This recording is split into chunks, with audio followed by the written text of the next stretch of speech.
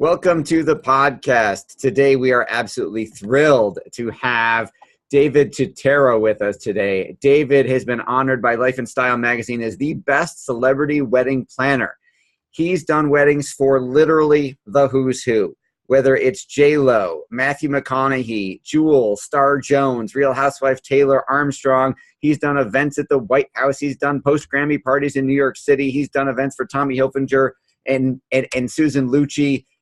There's too many to name. There's too many to go down the list. He's also been on every TV show and media outlet known to man. Today, Extra, Good Morning America, CNN, The View, Rachel Ray, Steve Harvey, and many, many more. He's been in every newspaper, USA Today, In Touch, Wall Street Journal, New York Times, Cosmo, Bridal Guide, etc., etc., etc. We're not going to go through them all because then we'd have no time for the interview, but David is literally the celebrity wedding planner. I think that should probably cover what you need to know. David, thank you so much for joining us today. Thank you. Thanks for keeping that as short as you could. It gets sometimes a little much for me to hear, but thank you. Listen, you deserve all of it. You did it. So I appreciate it. No problem. Thank you so much. We know how valuable your time is. Let's go back in time a little bit. What inspired you to be in the event planning industry? Oh, wow.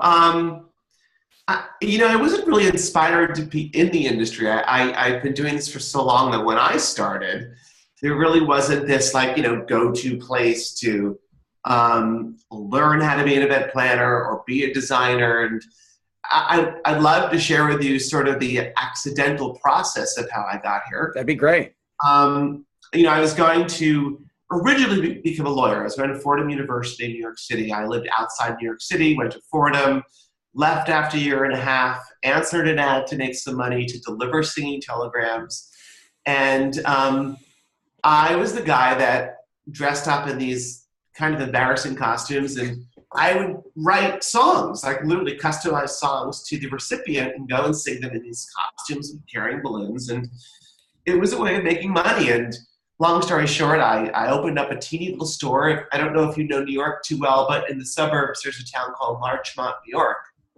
And it's an area that has money, and they're the ones that are spent $100, $125 back in 1986 to do a singing telegram. And I had this little teeny store that I opened up after had starting this out of my parents' home, and someone came in my store and asked if I decorate their kids' Seth's bar mitzvah. Oh my God. I looked at this woman and thought, she said to me, I have $2,500. Will you decorate my son's bar mitzvah? And I said, absolutely yes. And then she laughed, and then I called the one Jewish person I knew, what the hell's a bar mitzvah? Oh my God, I love it. And Seth, to this day, I've never ever seen or heard of him ever since then.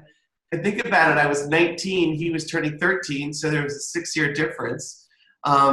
He started me in this business of doing celebrations, to doing events. God. You got to track him down. You need like a private eye or something. I tried to, we were funny, during a TV segment, we were trying to track them down, but we couldn't find them. I remember his mother's name was Harriet, his name was Seth, and that's all I know. So you don't have last names, but you have where they lived and an approximate time period. Yeah, all I know is definitely it was 1986. The wedding, the bar mitzvah took place at Lake Isle Country Club. I wonder if Lake Isle has records going back that far. Yeah, I probably, when I get older and this is, and we go back and do This Is Your Life. Right, the documentary of David, right. Yeah.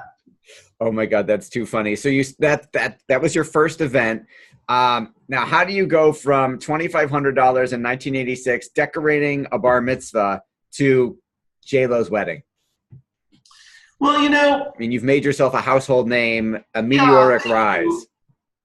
A lot of people ask that question, and it's, I always try to share this with people in the industry. It is not an overnight success. It is an enormous amount of concentration, focus, failures, mistakes that you listen and learn from. I took baby steps. I did little teeny parties for probably 5 years, and I was smart enough in my own head to realize that, not knowing what I'm doing meant I needed to have an enormous amount of confidence exuding from me. So my confidence is what sold me, not my expertise. That's that's a really good line.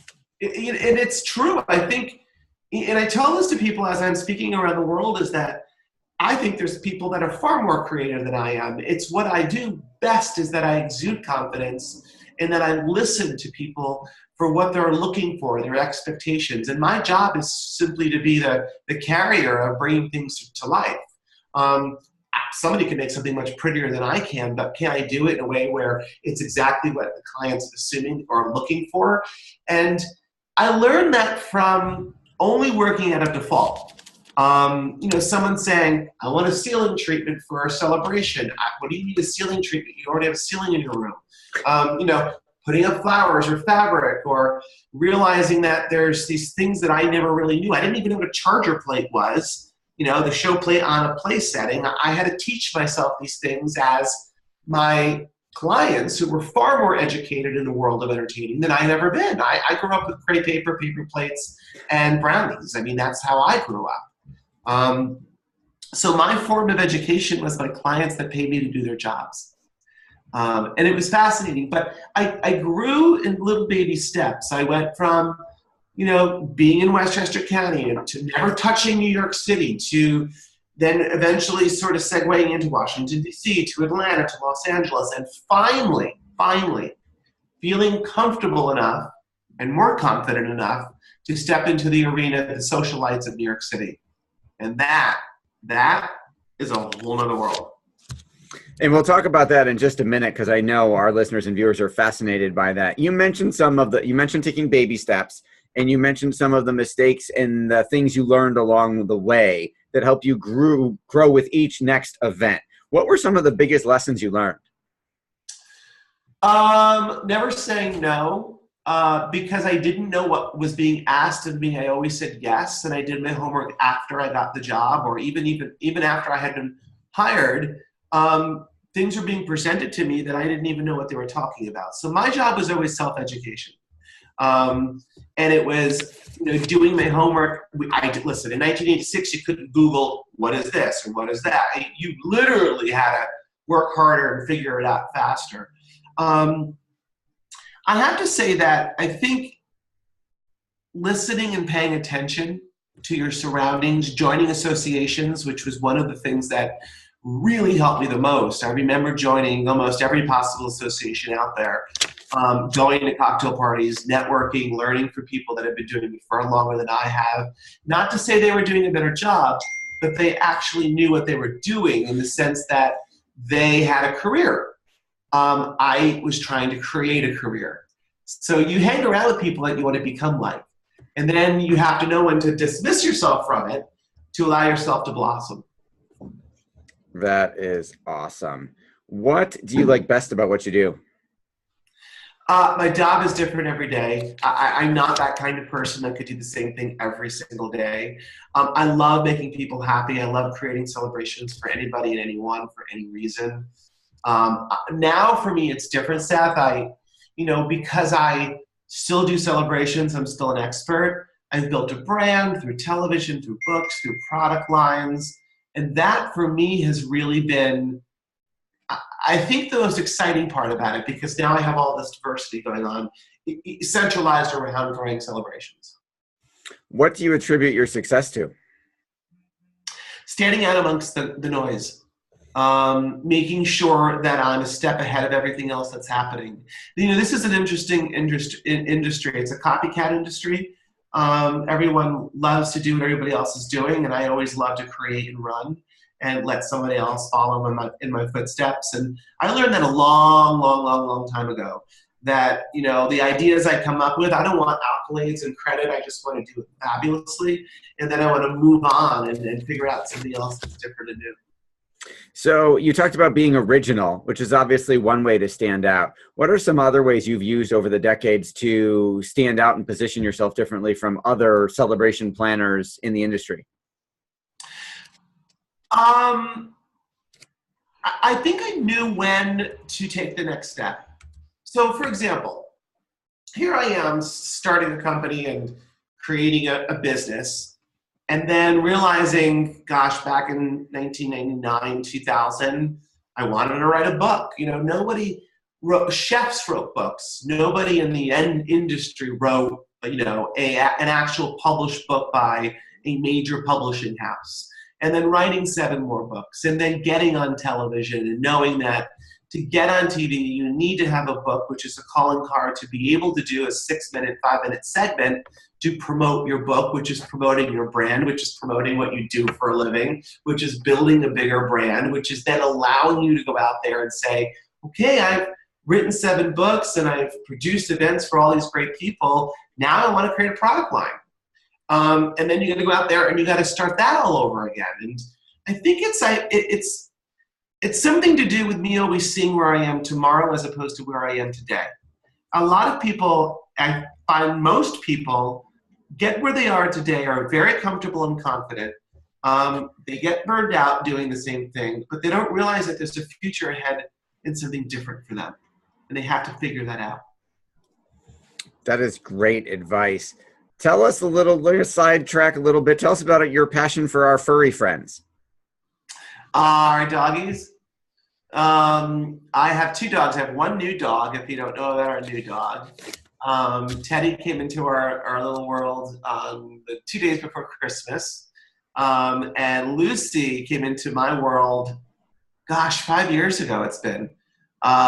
She was a stray, a rescue dog, but she was a rescue dog that came in.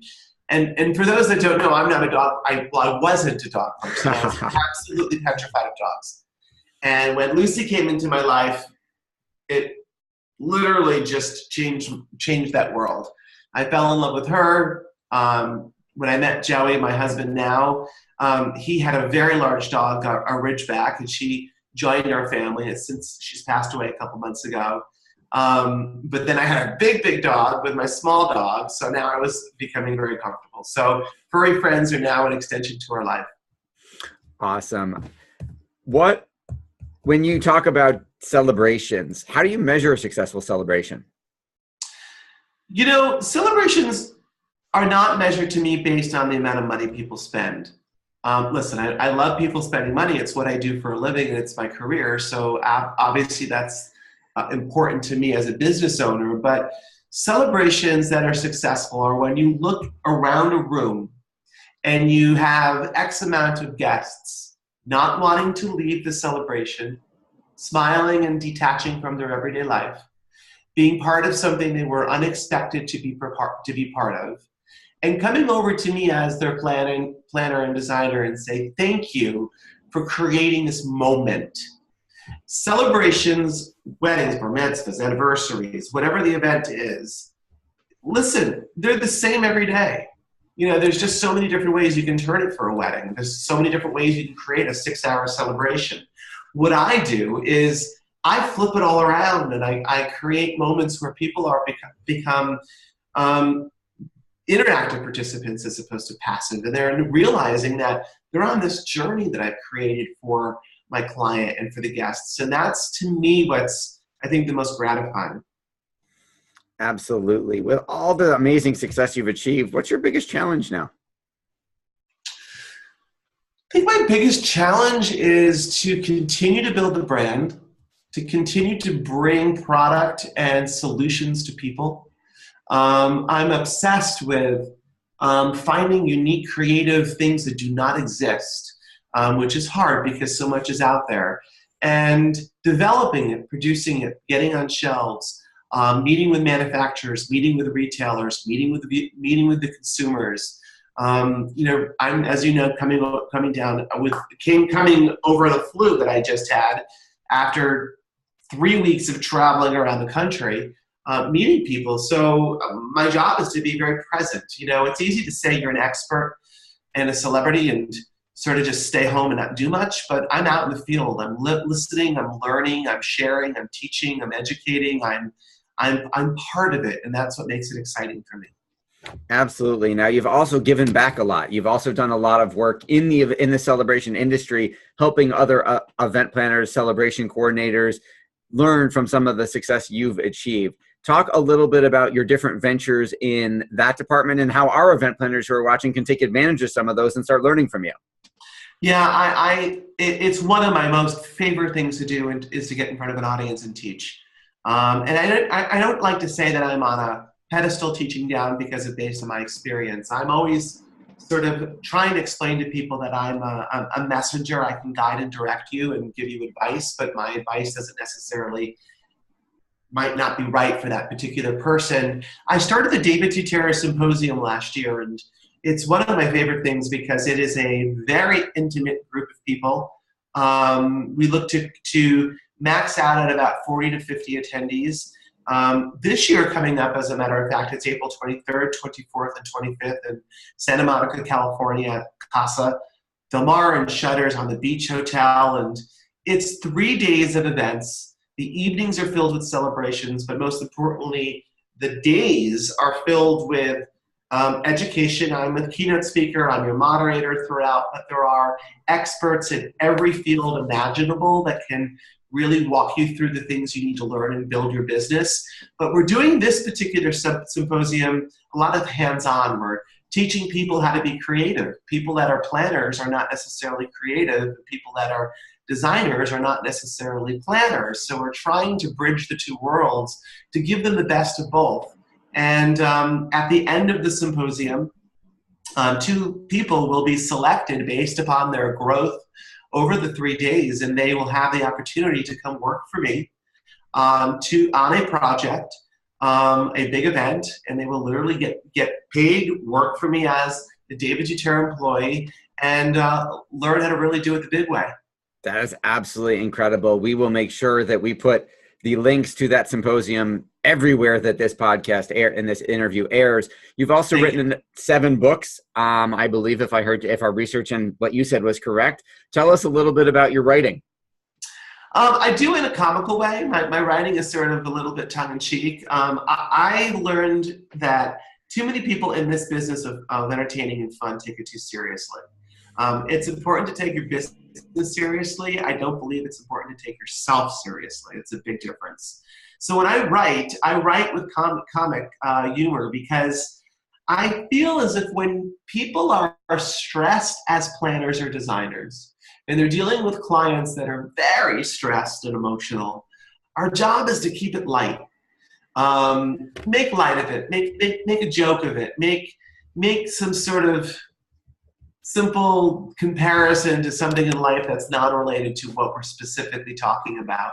And you find that in my writing because, listen, not to sort of use this common phrase, but we are creating events. We are not curing and fixing the world. And I think too many people too often now in this business have taken it so seriously that they just simply don't know how to chill out. That is an excellent, excellent point. And we will certainly make sure that our members know exactly where to go get all of your books. For our event planners who want to be more like David when they grow up, what is the best place for them to learn more about you? Well, if they go to davidtutera.com, it'll take you to the David Tutera Event Planning Symposium. It'll walk you through finding out about my books and about where I'm doing appearances and learning about my product lines. I think it's the go-to hub, which is basically myname.com. And it'll share with people what's happening in my life. And listen, social media for me is a massive outlet from Facebook to Twitter to Instagram to Pinterest and everything else that's been added on. There's probably a new social media since we've been speaking. But I share a lot there. I share a lot of the things that I do, both personally and socially and professionally. And I enjoy doing that because I'm very grateful for the fans that have watched me on television. They've allowed me to build a business. And I always feel it's important for me to share with them the new things that are happening and the questions I have for them in hopes they can answer for me to give me some direction. Absolutely. Well, we know how valuable your time is. We are incredibly grateful for you to spend some time with us here. And we're looking forward to the part you're going to be playing. We won't tease anybody too much this in the Event Planners Club and the Event Planners Association. So they will be super excited to know that they're going to get the chance to learn more from you. David, Thank you so much for joining us. You're welcome. It was a pleasure. Thanks, everybody, for watching and listening, and we will see you next time. And look out for more amazing content coming from David Tutera.